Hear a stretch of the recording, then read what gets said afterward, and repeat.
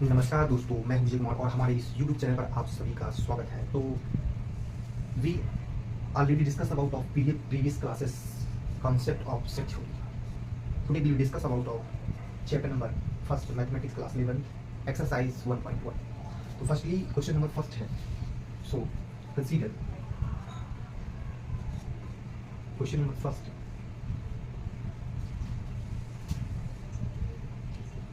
which of the following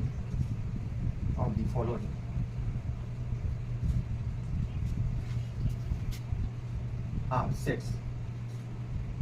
Justify your answer. Justify your answer. Question कह रहा है which of the following are sets, हमें पहचानना है कि निम्नलिखित में से कौन सा सेट है और जस्टिफाई योर आंसर, उस आंसर को जस्टिफाई भी करना है। मतलब यहाँ सिर्फ बताने से काम नहीं चलेगा, आंसर को हमें जस्टिफाई करना पड़ेगा। तो previous classes already discuss about of definition of a set. What is a set? We call that set is a well defined collection of object.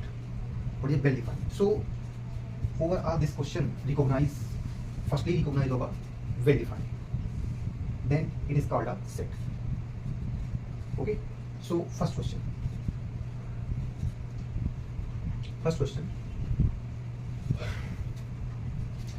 The collection of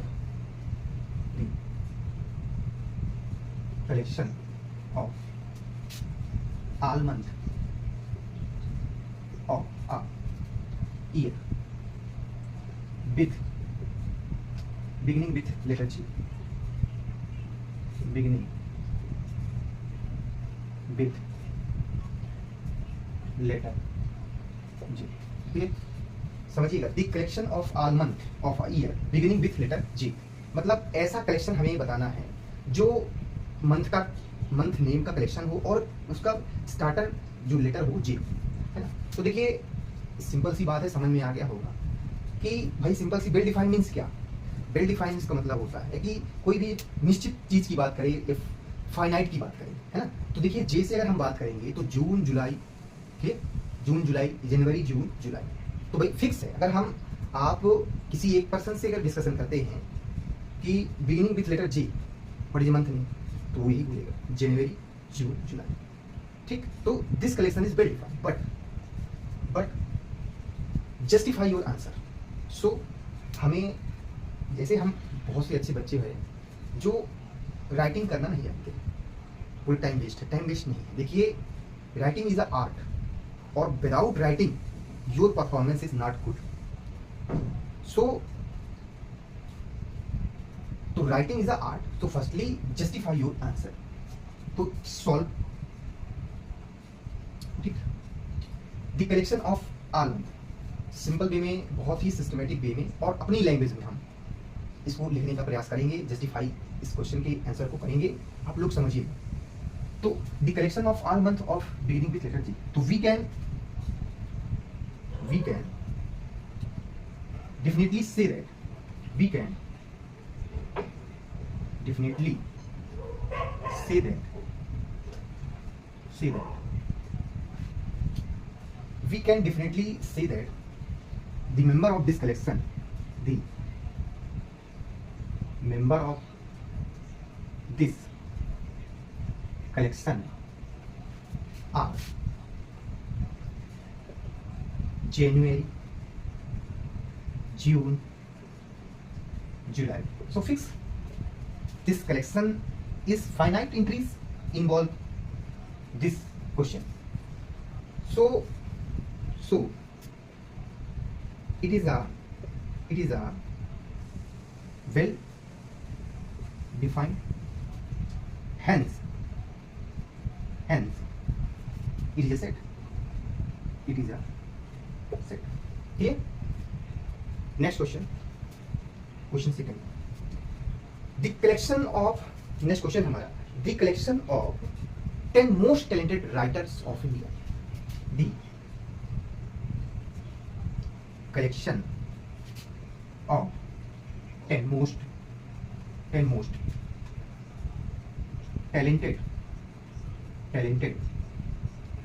writers of India, ठीक। Simple सी बात है, the collection of 10 most talented writers of India. अब 10 most talented word, 10 most talented, most talented, तो solve the term most talented, the term most talented is a vector. Vector means होता है अस्पष्ट, because most talented तो according to different person, because every human beings likes is very different. So vector most talented is vector according to student most talented. So this is vector means अस्पष्ट, clear now. So a writer may be most talented to one person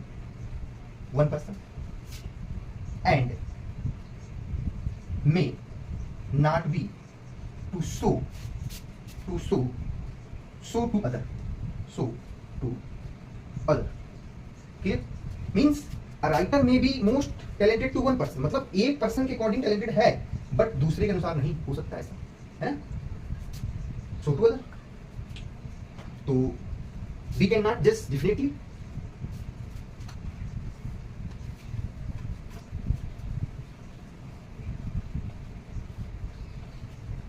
so we cannot just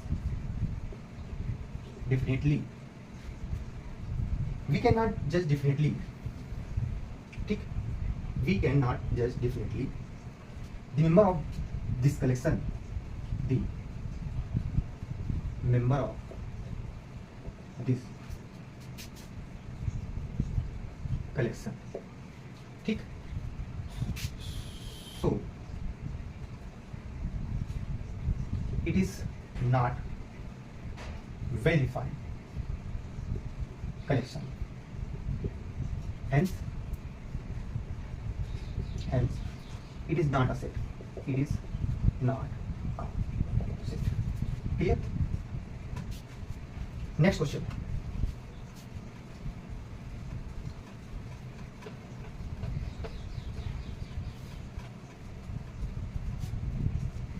Question number 3 है, a team of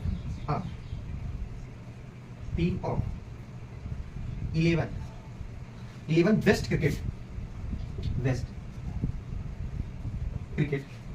a team of 11 best cricket batsmen of the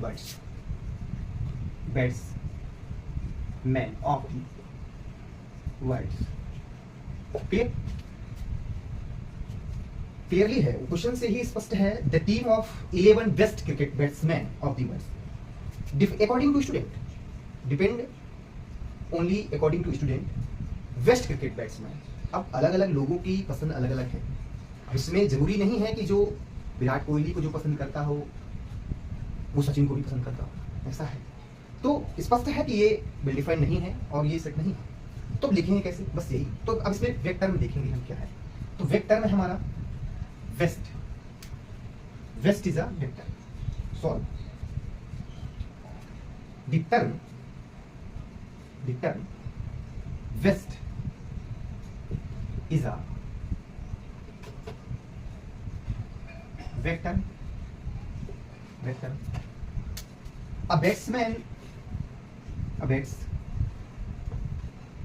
A batsman maybe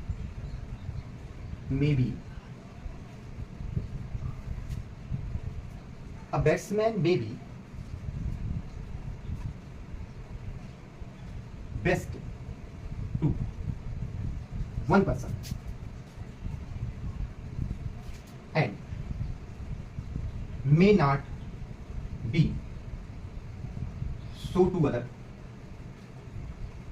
मतलब एक person के according best है, दूसरे की नहीं. तो फिर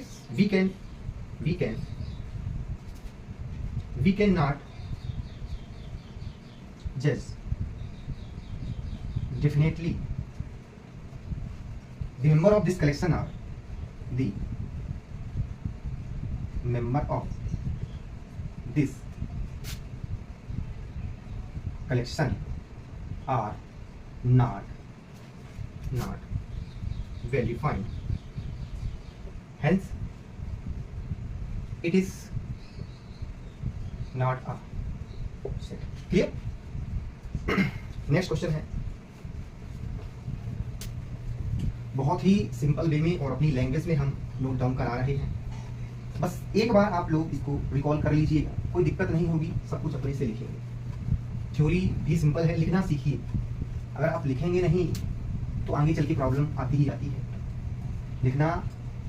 लिखने से एक बात आपको बता दें कि लिखने से क्या होता है, राइटिंग करने से क्या होता है। राइटिंग करने से जो हमारा नॉलेज होता है ना, वो हमारे माइंड में बड़ी ही स्लो मोशन में अंदर जाता है। और जब कोई भी चीज़ आपके ब्रेन में, आपके मस्तिष्क में स्लो मोशन से अंदर जाती है, ठहराव लेते हुए, तो वो चीज़ें कुछ देर तक टिकती हैं। उनका स्टोरेज थोड़ा, उनका स्पेस या उनको रुकने की क्षमता उनमें ज़्यादा होती है। कैसे? सपोज करिए कि हमने बात की किसकी, बैट्समैन की, ठीक।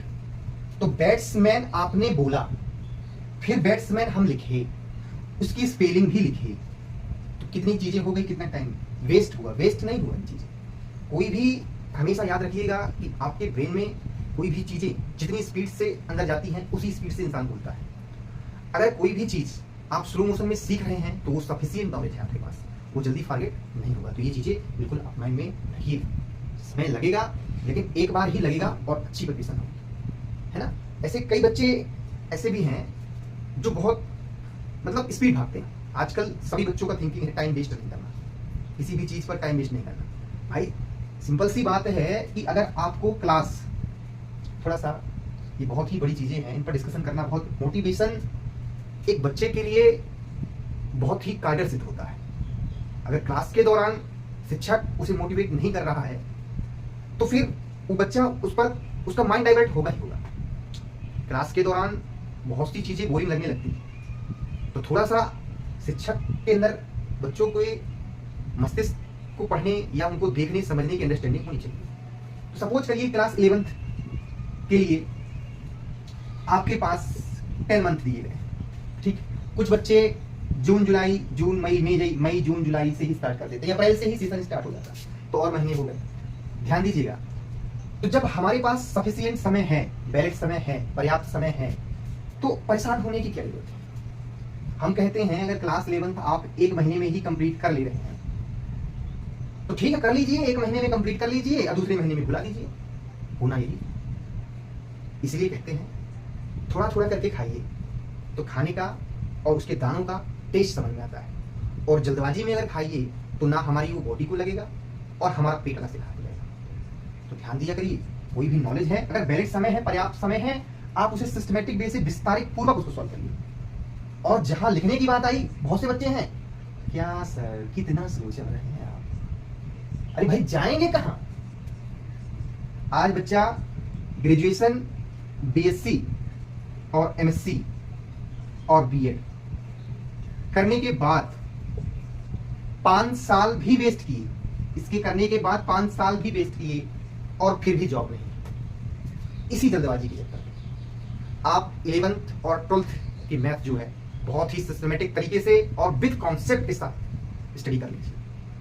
टाइम लग रहा है, लगने दीजिए, परेशान होना नहीं। देखिए भाई आगे चलकर तो यही चीजें हमें रिकॉल करनी। आप जेईई मेंस में बैठेंगे, कहीं भी आप एग्जाम देंगे अगर मैथ से रिलेटेड, तो फिर घूम फिर के आना है 11th 12th में, कॉन्सेप्ट तो यही चलेगा। तो भाई अच्छी फेयर एक अच्छी नोट्स बनाइए और वो नोट्स आपकी हमेशा कार्य करेंगे, है ना। तो लिखने की हैबिट डालिए। आई होप डियर स्टूडेंट बातें समझ में आ रही है। चलिए नेक्स्ट क्वेश्चन पर डिस्कशन करते हैं। हाँ, कुछ बच्चे कहते हैं कि सर आप कहाँ मैथ पढ़ा रहे हैं, आप तो मोटिवेट बहुत अच्छा करते हैं। हमारे बहुत से बच्चे ऐसा बोलते हैं कि सर आप मोटिवेशनल वीडियो बनाइए, है ना। तो हमारा यही है कि क्लास के दौरान भी मोटिवेट बच्चों को किया जा सकता है। चलिए, तो इसका नेक्स्ट क्वेश्चन है हमारा, क्वेश्चन नंबर है 4th, the collection of, 4th में है the collection of boys in your class. Collection of boys in your class. अब ध्यान दीजिएगा, इसको आप बिल्कुल लिख सकते हैं, समझ गए होंगे। The collection of boys in your class मतलब कहने का तात्पर्य है कि बॉयज की बात हो रही है जो हमारी क्लास के ही है। तो भाई क्लास में एक लिमिटेड समय होता है कि जो बच्चा इंटर कर जाता है अगर 11th में तो पूरा साल रहता है, कोई चेंजिंग नहीं होती। कारणवश ना कहे खुदा ना खास्ता कि उसको क्लास छोड़नी पड़े, वो बात अलग है। अगर डिस्कशन हुआ है तो वो क्लास का ही रहेगा। तो आपको बिल्कुल समझ में आ रहा होगा कि ये कलेक्शन कैसा है, वेल डिफाइंड। कैसा है, वेल डिफाइंड कलेक्शन है। तो बस लिख देंगे we can say that, we can definitely say that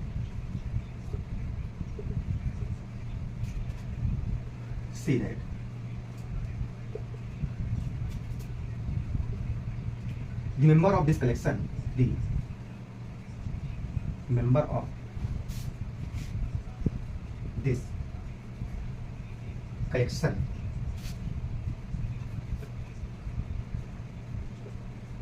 are class fail. Clear? तो ठीक है, तो so the collection of the collection of members are well defined, hence it is a set। clear? next question number 5 है हमारा।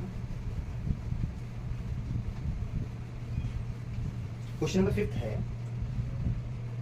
the collection of natural number less than 100, the collection of natural number less than 100। बिल्कुल, अगर आप किसी एक person से, एक student से बात करेंगे कि what is the collection of natural number less than 100 तो बताएगा आपको, उससे मतलब 100 से छोटा नेचुरल नंबर। ठीक है, तो ये भी आपको समझ में आ गया होगा कि ये वेल डिफाइंड कलेक्शन है, बट लिखेंगे कैसे, है ना? तो क्लियरली ये तो बिल्कुल सिंपल है, इसकी लैंग्वेज आप लिख सकते हैं clearly. The member of this collection are, the member of this collection are, ठीक, 1 2 3 99। so it is a well defined collection, so hence it is a set, ठीक। इसके बाद नेक्स्ट क्वेश्चन है हमारा, तो ध्यान दीजिएगा क्वेश्चन पर। आप आई होप डियर स्टूडेंट जितने भी होगा क्वेश्चन है वो सॉल्व आप लोग कर लेंगे। डिस्कशन कर रहे हैं the collection of novels written by the writer of Munshi Premchand. भाई सिंपल सी बात है, जो राइटर मुंशी प्रेमचंद का होगा तो वो मुंशी प्रेमचंद का ही होगा, वो फिक्स है। तो वैलिड उसका जो कलेक्शन है वेल डिफाइंड। तो कीजिए से अगर हम बात करेंगे कि the collection of all even integers, भाई ऑल इवन इंटीजर्स जो हैं कौन कौन से होते हैं ऑल इवन इंटीजर? भाई 2 4 6 यही तो है। तो ये तो आप किसी भी स्टूडेंट से बोलेंगे, पूछेंगे तो यही जवाब देगा। तो ये भी वैलिड है, वेल डिफाइंड है, कलेक्शन है। तो ये क्या हो जाएगा, सेट हो गया। अगर बात करते हैं the collection of question in this chapter, भाई सिंपल सी बात है, कोई भी सपोज दैट एक्सरसाइज 1.1 जो क्वेश्चन छपे हुए हैं वही है, कोई चेंजिंग नहीं हुई। वो एक स्टूडेंट के लिए भी वही बुक है और वही चैप्टर, वही उसके क्वेश्चन दूसरे स्टूडेंट के लिए। तो ये कलेक्शन भी वेल डिफाइंड है और लिखना आपको बता ही चुके हैं कैसे लिखेंगे। आप कुछ वर्ड का यूज करके आप उसे लिख सकते हैं, ठीक है। फिर अगर बात करेंगे the collection of most dangerous animals of the world. अब मोस्ट डेंजरस तो भाई सिंपल सी बात है, जैसे हमने मोस्ट टैलेंटेड की बात की थी, 10 मोस्ट टैलेंटेड राइटर की बात की थी, है ना। तो ये मोस्ट डेंजरस जो है, dangerous is most dangerous is vector, most is a vector. तो ये भाई सिंपल सी बात है, अलग अलग लोगों के अकॉर्डिंग अलग अलग होगी बातें। तो इसके शेष रिमेनिंग क्वेश्चन जो कि हमने आपको समझा दिए, ये वेल डिफाइंड नहीं होगा, देख लीजिएगा, सॉल्व कर लीजिएगा। जो दिक्कत पड़े, प्रॉब्लम हो तो नेक्स्ट क्लास पर हम फिर से रिकॉल कर देंगे। लेकिन बस यही है, वेल डिफाइंड समझ लीजिए। डिफिनीशन अगर समझ में आ चुकी है तो कोई दिक्कत नहीं है। चलिए इसकी नेक्स्ट क्लास पर हम इसके रिमेनिंग क्वेश्चन अगर प्रॉब्लम हुई तो सॉल्व करेंगे, नहीं क्वेश्चन नंबर 2 पर बात करेंगे। देखिए टाइम बहुत लग रहा है और थोड़ा स्पीड करना पड़ेगा। Thanks for watching dear student.